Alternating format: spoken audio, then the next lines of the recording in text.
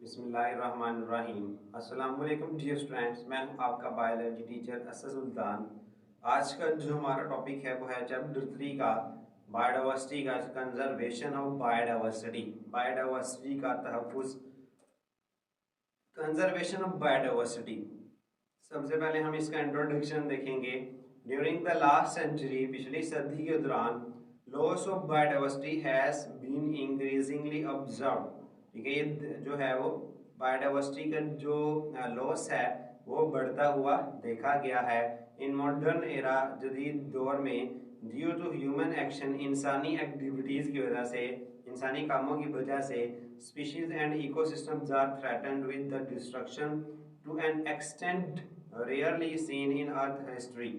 Species और ecosystem को इस खतरनाक हद तक जो है वो नुकसान हुआ है कि वो दुनिया की तारीख में पहले नहीं देखा गया।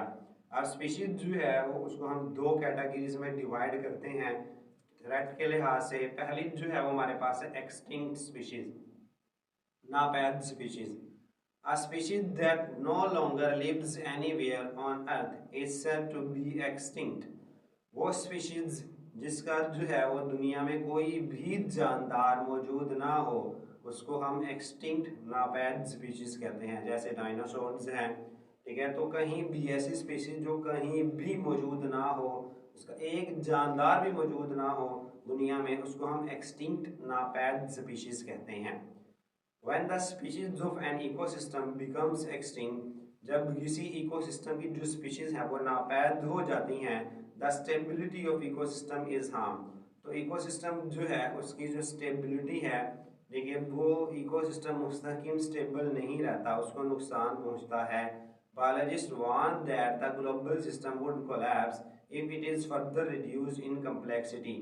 तो बायोलॉजिस्ट ने कहा है कि दुनिया का जो आलमी निज़ाम है, इकोसिस्टम जो है वो कोलैप्स हो जाएगा, ख़राब हो जाएगा, तबाह हो जाएगा अगर जो है वो इसमें मज़ीद कमी आती है। ठीक है, तो बायोडाइवर्सिटी जो है वो किसी भी इकोसिस्टम को स्टेबल करने के लिए बहुत अहम किरदार अदा करती है। चैप्टर नंबर 3 की हमने सिग्निफिकेंस ऑफ बायोडाइवर्सिटी, उसकी अहमियत में पढ़ा था कि किस तरह वैरायटी होने से इकोसिस्टम स्टेबल रहता है। अगर किसी इकोसिस्टम में किसी एक जानदार की स्पीशीज जो है वो ख़त्म होती है, ठीक है, या रिड्यूस होती है, तो उसका कैसे इफेक्ट बढ़ता है, इसको हमने चैप्टर 3 के अंदर ही शुरू में हमने इंट्रोडक्शन के अंदर बायोडाइवर्सिटी की सिग्निफिकेंस में देखा था। ठीक है, तो स्पीशीज जब कम या ज़्यादा होती है वो एनवायरनमेंट में बहुत ज़्यादा असर अंदाज होती है। ठीक है, तो endanger species, a species is called endanger, खतरे में मुब्तला species if it is at the risk of extinction in near future.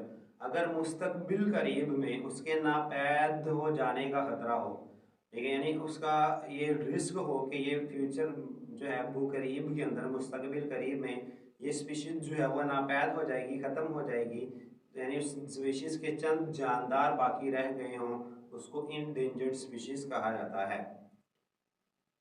Examples of extinct and endangered species, Pakistan में जो इंडेंजर्ड और एक्सटिंक्ट स्पीशीज उनकी एग्जाम्पल्स हैं लाइन, शेर, टाइगर, एशियाटिक चीता, एशियाई चीता, वो इंडियन वन हॉर्न्ड रिनोसोरस, इंडियन एक सींग वाला जंगली गैंडा, swamp dear, Indian wild ass, Indian wild ass, Indian जंगली गधा, एंगोल एंड ब्लैक बक। ठीक है, तो ये पाकिस्तान में मौजूद चंद नापैद और एक्सटिंक्ट स्पीशीज हैं जो कह लें कि पाई जाती हैं।